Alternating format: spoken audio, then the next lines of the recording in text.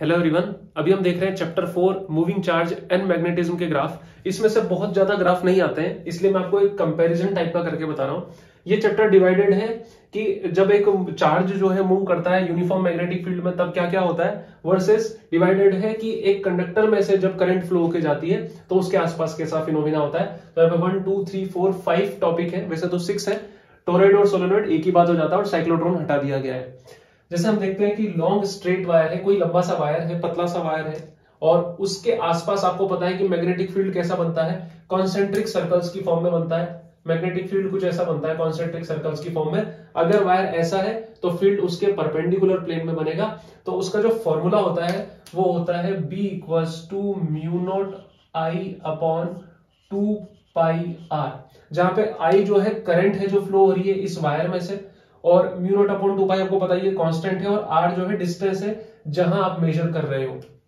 तो अगर करंट बढ़ेगी तो मैग्नेटिक फील्ड बढ़ेगा, और अगर डिस्टेंस बढ़ेगी तो मैग्नेटिक फील्ड घटेगा। तो अगर B प्रोपोर्शनल टू I का ग्राफ आपको बनाना है, B और I का, तो ये ऐसा बनेगा, ऐसा कुछ। और अगर B वर्सेस R का ग्राफ आपको बनाना है, डिस्टेंस का ग्राफ आपको बनाना है, तो ये ऐसा बनेगा। ठीक, अब इसकी तरफ बढ़ते हैं। यहां पर क्या है कि इसी वायर को समझ लो आप जूम करके देख रहे हो, तो ये वायर भी एक तरीके से क्या होगा, एक सिलेंड्रिकल ही होगा। ये वायर है, सिलेंड्रिकल है। तो सिलेंड्रिकल अज्यूम करने से एक चीज नहीं आ जाएगी कि हम इसके अंदर भी जा सकते हैं, जो कि वायर के अंदर नहीं जा सकते थे।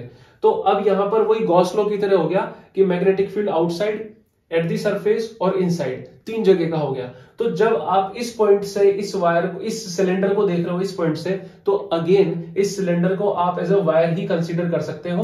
और इस आउटसाइड वाले पॉइंट पर बी आउटसाइड जो होगा वो होगा μ0 I अपॉन अगेन 2πr, इसके जैसा बिल्कुल। ये जो भी हमने करा था बिल्कुल इसके जैसा ही होगा। जब आप इस पॉइंट से सरफेस की तरफ आने लगोगे तो स्मॉल r की जगह आपको क्या लिखना पड़ेगा, कैपिटल R लिखना पड़ेगा। बी सरफेस आपको लिखना पड़ेगा μ0 I अपॉन 2π कैपिटल R।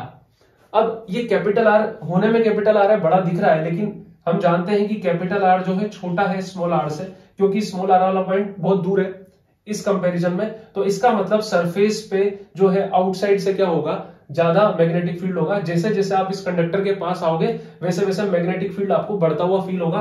यहां पर भी ऐसा ही कुछ हो रहा है कि जैसे जैसे डिस्टेंस कम होती जाएगी मैग्नेटिक फील्ड आपको बढ़ता ही फील होगा। यहां पर जो नया होने वाला है वो है इसके अंदर। जब हम इसके अंदर जाएंगे तो क्या होगा, जैसे जूम करके मैं आपको दिखाता हूं। इस पूरे जो कंडक्टर में से टोटल मिला के I करंट फ्लो हो रही थी, पूरी बहुत सारी करंट फ्लो हो रही थी ऐसे, और वो सब मिला के कितनी थी, I थी। लेकिन जैसे जैसे आप अंदर जाने लगोगे, मान लो आप यहां इस पॉइंट पर पहुंचे तो आपने एम्पियरल लूप ये बनाया, ये एम्पियरल लूप बनाओगे तो अब कम करंट को काउंट कर रहे हो आप। इसके बाहर जो करंट जा रही है इस लूप के बाहर, उसको काउंट नहीं कर रहे। मतलब जैसे जैसे आप अंदर जाने लगोगे वैसे वैसे मैग्नेटिक फील्ड फिर से कम होने लगेगा। तो इसका मतलब सबसे ज्यादा मैग्नेटिक फील्ड कहां था, सबसे ज्यादा मैग्नेटिक फील्ड तो सरफेस पे ही था। और अंदर आप जाने लगोगे तो उसका फॉर्मूला होता है μ0 I अपॉन 2πr²। अब सब जगह तो नीचे r वाली डायमेंशन थी, इसलिए यहां पे क्या मल्टीप्लाई हो जाएगा, r। ये r ये बाहर वाली डिस्टेंस नहीं है, अंदर वाली डिस्टेंस है जो भी आप लेने वाले हो फ्रॉम एक्सिस, सेंट्रल एक्सिस से। जो भी आप लेने वाले हो इस बीच वाली जो सेंट्रल एक्सिस है, इससे कितनी डिस्टेंस आप लोगे वही है यहाँ पर r। तो आपको एक चीज दिमाग में आ रही होगी कि जब मैं सेंट्रल एक्सिस पर पहुंच जाऊंगा, यानी कि स्मॉल r = 0 हो जाएगा, तो इनसाइड मतलब बिल्कुल एक्सिस पे मैग्नेटिक फील्ड कितना हो जाएगा, 0। बिल्कुल एक्सिस पे 0 हो जाएगा। और ये चीज वायर से भी प्रूव होती है कि along the wire magnetic field कितना होता है, 0 होता है। वही सारी चीजें। तो अगर मुझे इसका ग्राफ बनाना पड़े तो मैं यहां बना देता हूं।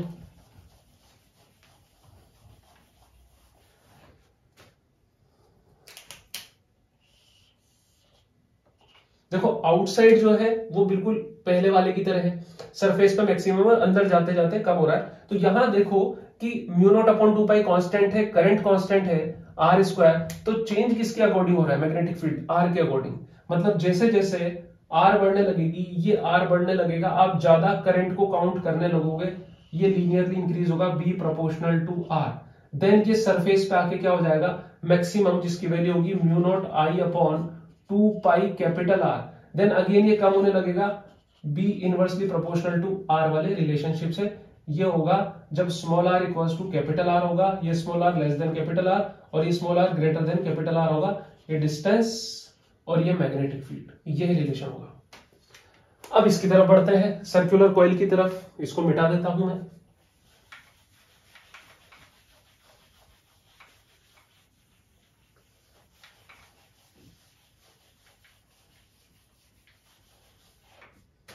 ठीक है, यहां देखो आप कि सर्कुलर कॉइल में अगर मैं इसको साइड से देखूं, मैग्नेटिक फील्ड की अगर मैं बात करूं तो इससे मैग्नेटिक फील्ड ऐसा बनेगा। मतलब ये कॉइल जो है, ये रही, ये कॉइल लेते हैं, ये रही कोई कॉइल, आप इसकी जगह से देख रहे हो साइड से, तो करंट फ्लो होगा ऐसे। ये करंट फ्लो हुआ तो मैग्नेटिक फील्ड बाहर की तरफ निकलेगा ऐसे। ये निकला मैग्नेटिक फील्ड बाहर की तरफ ऐसे, ये रहा। तो क्या एक ही लाइन लिखने की क्या मैग्नेटिक फील्ड की? नहीं, ज्यादा निकलेंगी, बहुत सारी लाइंस निकलेगी, लेकिन ज्यादा जो स्ट्रेंथ हो गई वो उसकी सेंटर पे होगी। मतलब अगर मैं बात करूं, ये कॉइल जो है ऐसे, ये कॉइल मैंने बनाया, ये करंट की डायरेक्शन ऐसे है मान लो इसमें, तो मैग्नेटिक फील्ड जो बनेगा इससे वो इस हाथ से ऐसा बनेगा, सेंटर से ऐसा जा रहा होगा, देन थोड़ा ऐसा, ये ऐसा यहां पर। तो मतलब सबसे ज्यादा जो स्ट्रेंथ होगी ना वो इसके सेंटर पे होगी। इसके सेंटर पे सबसे ज्यादा मैग्नेटिक फील्ड होगा। जैसे यहां पर जो बन रहा होगा नॉर्थ पोल, अगर मैं इसको ऐसे बनाऊं, इसका ऑपोजिट कर दूं, तो यहां बन रहा होगा साउथ पोल, मतलब डॉट ऐसे, एक सेकंड, क्रॉस, साउथ मतलब क्रॉस। अब अगर मैं बात करूं इसकी उसकी ग्राफ की, तो इसका फॉर्मूला मुझे पता होना चाहिए। तो जैसे यहां पे फॉर्मूला था B equal to mu not I upon 2 pi R, लेकिन इस कॉइल के सेंटर पे, कॉइल के सेंटर पे जो मैग्नेटिक फील्ड है उसका फॉर्मूला है mu not I upon 2 R. Coil में पाई जैसी चीजें आती है, लेकिन यहाँ पाई नहीं है। वायर में कहीं पाई वाई नहीं आता, लेकिन यहाँ पाई है, ये ध्यान रखना। वायर वाले में पाई आता है और इस नॉर्मल वाले में पाई नहीं आता। यहां पर भी तो देखो क्या हुआ, B not inversely proportional to 1 by R और B not proportional to I, पहले जैसा ही तो आया। बिल्कुल वैसा ही है कि जैसे जैसे आप इस कॉइल से दूर जाओगे वैसे वैसे मैग्नेटिक फील्ड कम होगा, और जैसे जैसे इस मैग्नेटिक इसमें कॉइल में करंट ज्यादा फ्लो होगी वैसे वैसे मैग्नेटिक फील्ड बढ़ेगा।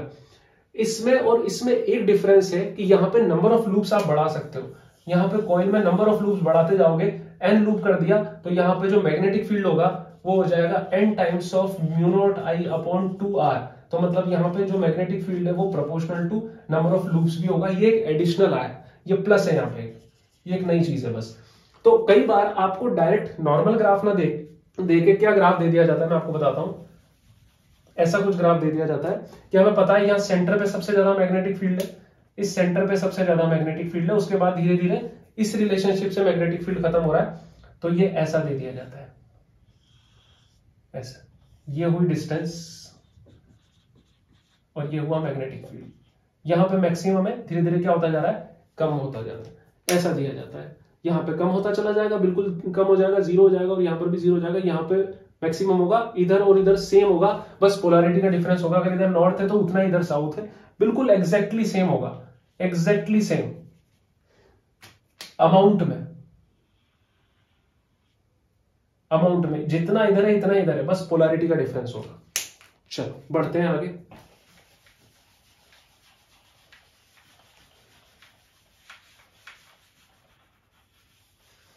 अब बात करते हैं सोलेनोइड की। तो सोलेनोइड को बनाया गया था यूनिफॉर्म मैग्नेटिक फील्ड बनाने के लिए। एक कॉइल है, जैसे हमने बोला ये कॉइल है, इधर बनाता हूं, ये कॉइल है, इससे मैग्नेटिक फील्ड निकलेगा ऐसा कुछ। लेकिन अगर इसके आगे 2-3 कॉइल और लगा दूंगा ऐसे, 2-3 कॉइल मैंने और लगा दी, तो अब ये मैग्नेटिक फील्ड ज्यादा देर तक यूनिफॉर्म बना रहेगा, ऐसे ज्यादा देर तक बना रहा। फीलिंग आ रही है? अब इनको और पास पास कर दूं तो बहुत स्ट्रेट बनेगा। तो इसके अंदर जो कोई सोलेनोइड होता है, ये कोई सोलेनोइड है, इसके अंदर मैग्नेटिक फील्ड जो है यूनिफॉर्म चलता है, खासकर अलोंग द एक्सिस वाला। अब इसकी डायरेक्शन कैसे बनेगी, ये ऐसे जा रहा है, मतलब ऐसे होता तो नॉर्थ इधर होता, ऐसे जा रहा तो उधर की साइड बनेगा। मतलब इसको मैं इधर से देखूं, इस कोइल को मैं इधर से देखूं तो मेरे सामने करंट ऐसे करके जा रही है, ऐसे करके जा रही है। तो ऐसे करके जब जा रही है, ऐसे होता तो नॉर्थ, और उल्टा जा रही है तो इधर बनेगा साउथ और इधर बनेगा नॉर्थ। तो इसलिए मैंने इधर की साइड एरो बना दिए हैं, फिर कोई फर्क नहीं पड़ रहा उससे। तो अंदर जो है मैग्नेटिक फील्ड यूनिफॉर्म होता है, और जब तक सोलेनोइड चल रहा है बीच का ये पोर्शन, तब तक एक जैसा मैग्नेटिक फील्ड बना रहता है। तो इसका जो ग्राफ दिया जाता है आपको वो ऐसा दिया जाता है कुछ, जहां तक ये है ये ऐसा बनेगा और फिर ये ऐसे होके ये ऐसे चला जाएगा।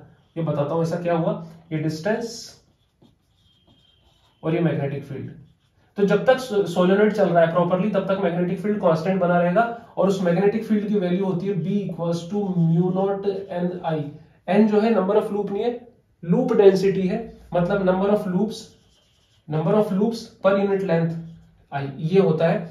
और यहां पे रह जाता है आधा, यहां पे हो गया आधा B/2 और ये है अलोंग दी एंड्स पे कितना होगा और धीरे धीरे क्या हो गया डिसअपियर हो जाता है। अगर आपसे पूछा जाए कि करंट बढ़ेगी तो क्या असर पड़ेगा सोलेनोइड के मैग्नेटिक फील्ड पे, तो आप खुद देख सकते हो करंट के प्रोपोर्शनल है। यहाँ पर जो B है ये B है करंट के प्रोपोर्शनल है, तो I बढ़ेगी तो B बढ़ेगा। ग्राफ समझ गए कैसा बनने वाला है प्रोपोर्शनल वाला।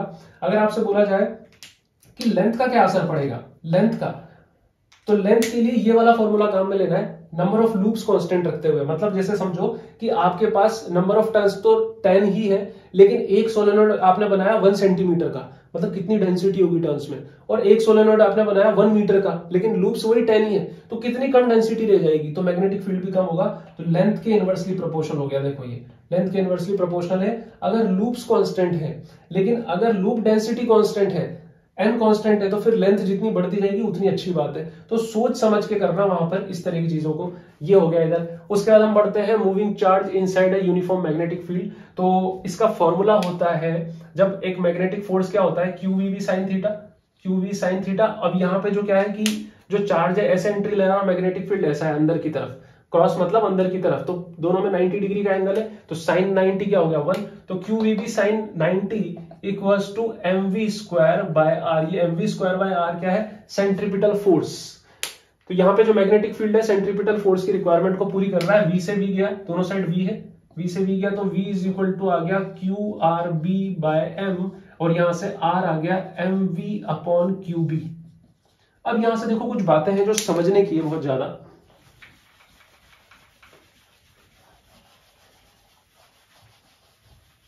देखो यहां से क्या पता लगाना हमें, अगर चार्ज कांस्टेंट है, मैग्नेटिक फील्ड कांस्टेंट है और मास कांस्टेंट है, तो R बढ़ेगा तो V बढ़ेगा, मतलब V प्रोपोर्शनल टू R या R प्रोपोर्शनल टू V हो गया।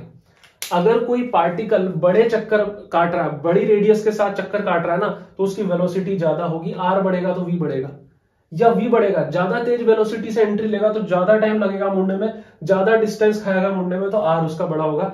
इस चीज को ध्यान में रखते हुए अब इसके बारे में बात करता हूं मैं।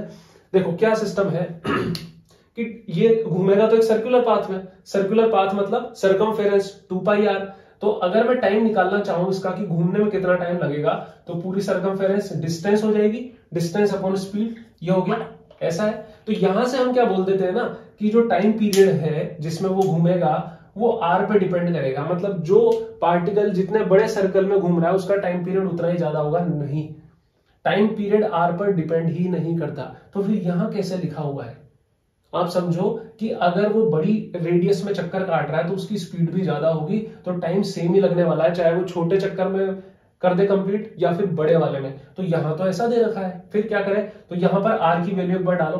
देखो T equals to 2π upon V, R की जगह mv बाय QB, V से V कट गया तो T इज इक्वल टू हो गया 2πm बाय QB। कहां आया इसमें R या V, तो टाइम पीरियड ना तो स्पीड पे डिपेंड करेगा, टाइम पीरियड ना डिस्टेंस पर डिपेंड करेगा। मतलब अगर कोई सर्कुलर पाथ में घूम रहा है यूनिफॉर्म मैग्नेटिक फील्ड में, तो अगर आपको दे रखा है टाइम पीरियड वर्सेस स्पीड, सीधा ग्राफ आपको दे रखा है टाइम पीरियड वर्सेस रेडियस, सीधा आएगा। मैं पीछे देख लूं एक बार, टाइम पीरियड वर्सेस रेडियस का है ना, दोनों ही केसेस में ही सीधा आएगा क्योंकि डिपेंड ही नहीं करता है। उसके बाद किस में चेंज आना चाहिए, R हो गया, टाइम पीरियड हो गया, ठीक है, बस यहीं तक था इसमें तो। और शायद मुझे लगता है कि मैंने वो कंडक्टर वाला जल्दी मिटा दिया था, इसको एक बार देख लो आप, इसका ये कंडक्टर वाला जल्दी मिटा दिया था, मैं एक बार बना लेता हूं इसको, यहां इसको इस वाले को मिटा रहा हूं मैं।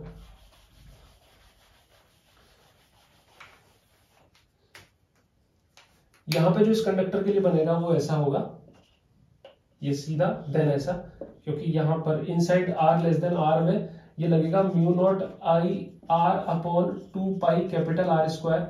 यहाँ पर जो है मैक्सिमम होगा ये लगेगा mu not I upon 2 pi capital R, और यहाँ पे B inversely proportional to R लगेगा इस रिलेशनशिप से। तो आई होप आपको समझ में आया होगा वीडियो। नेक्स्ट जो है मूविंग चार्ज एंड मैग्नेटिज्म का, या सॉरी मैग्नेटिज्म एंड मैटर का मैं वीडियो लेके आने वाला हूँ। पढ़ते रहिए। Bye bye, take care.